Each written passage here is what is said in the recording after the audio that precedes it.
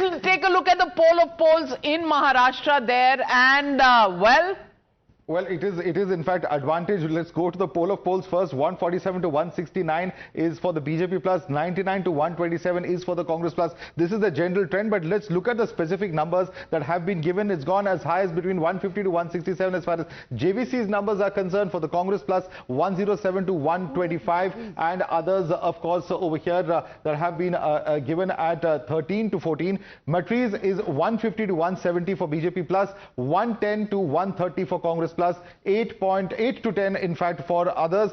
PMark at 137 to 157 for the BJP plus. Congress plus there gets 126 to 146, one of the highest numbers that have been given to the Congress alliance so far. On the upper side of the range. On the upper side of the range, and perhaps crossing the halfway mark if it is true. If it happens, that is of course the 146 level. If that does happen, 228 for others.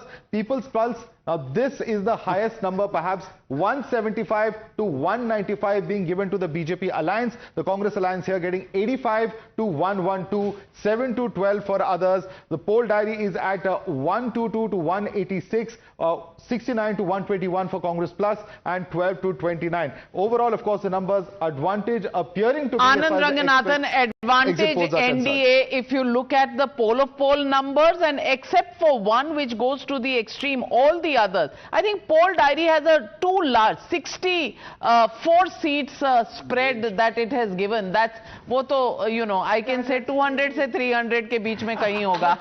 That's plus minus 30. Plus minus 30. No, but I want to make a point which I made in a hurry about half an hour ago, Navika.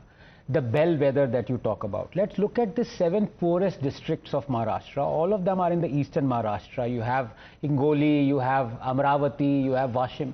If the BJP is doing surprisingly well there, that means that not just their promises of, for example, 1,500 rupees per month, they have delivered it.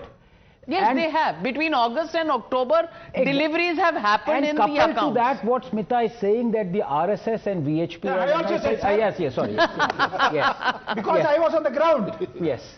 Yes. So, you know, you couple that, and if the BJP is doing well in the poorest districts, that is an indication of what your poll of polls is showing. I actually will give you a small example. I went to Dharavi and I spoke to a number of voters, and we aired those reports also. And you know what? Many of the ladies I spoke to actually said that Ladki Bahin scheme, they have received the money. Yeah. They were all very happy. There was one lady who was complaining though. And asked her, why are you upset? He says, because banks में इतना rush है, इतने लोग आ रहे हैं, KYC कर रहे हैं, भरना है, इतनी भीड़ है कि बहुत problem हो रही है हम लोगों को normal बैंक का काम कराने में. So one can just imagine if that's the scene in Mumbai city. Because the opposition has promised 3,000 per month, whereas the NDA has promised 2,100. So the point is delivery and promise. Yeah, absolutely. I think, you know, Madhav, if I can add one more thing, this 167 can go high, because if there is a wave election, we don't know.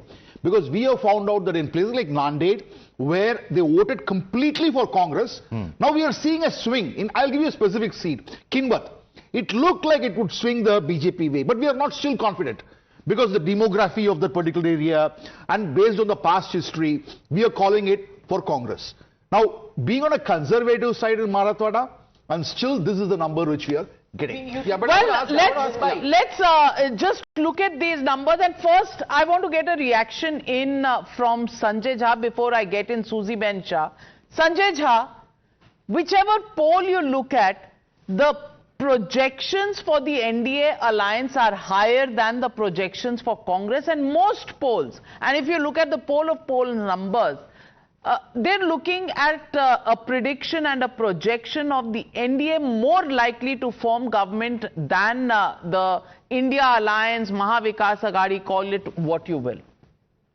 Navika, I have 2 points to make on your question. The first one is on Marathwada. If JVC is conceding that the India Alliance, particularly the Congress, is doing well in Marathwada, then let me tell you, Marathas are approximately 33 to 34% of the population, of the voting population in Maharashtra. And they are not concentrated only in Marathwada.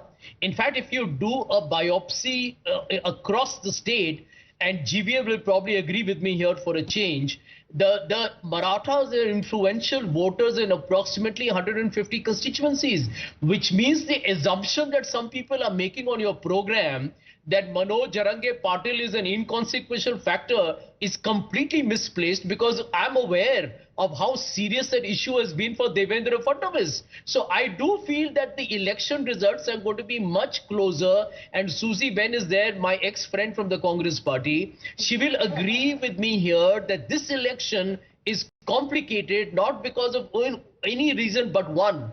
The NCP and Shiv Sena are split.